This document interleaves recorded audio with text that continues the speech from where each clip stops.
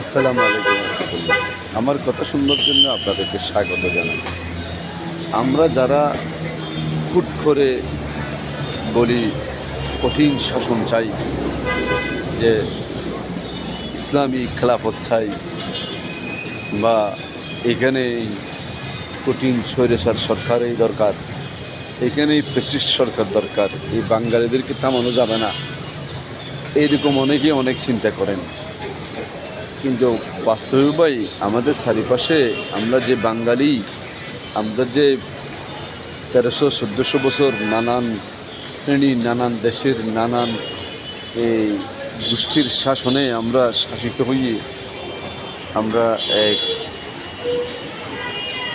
কঠিন পরিস্থিতিতে আমরা বড় হয়েছি, আমরা জীবনযাপন করছি।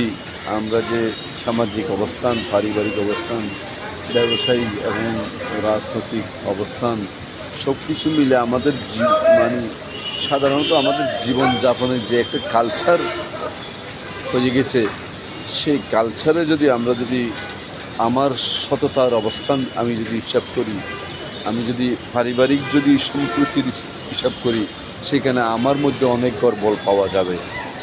আমাদের সামাজিক অবস্থান আমরা বিচার বিশ্লেষণ করি, সেখানে আমার নিজেরও অনেক ভুল ত্রুটি পাওয়া যাবে।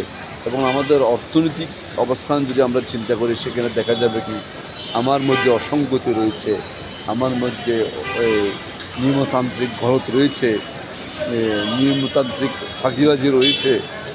আবার দেখেছি ধর্মীয় বিষয় যদি আপনি চিন্তা করেন, দেখা যাচ্ছে কি ধর্মের বেসিক যেটা আমার সুবিধা হয় সেটাই আমি আমল করি,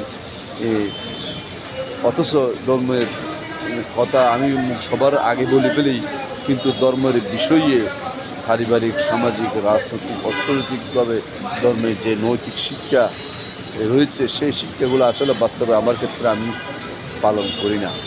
অতএব এই সমস্ত বিষয়কে আপনি যদি সব কিছু যদি বিবেচনা করে দেখেন যে কঠিন এবং কঠোর শাসন ব্যবস্থার যদি চালু হয়, সেক্ষেত্রে সর্বপ্রথম আমি নিজেই ক্ষতিগ্রস্ত হব। আমাদের সবার উচিত ধীরে ধীরে ধীরে ধীরে একটু একটু পরিবর্তন করা উচিত। একটু একটু সৎ পথে চলবো, একটু একটু ন্যায়ের পথে চলবো, একটু একটু কল্যাণের পথে চলবো, একটু একটু আদব কাজের মধ্যে চলবো, একটু একটু আদর্শবান মানুষের মতো চলার চেষ্টা করব, কথা বলার চেষ্টা করব এবং সহাবস্থানের চেষ্টা করব।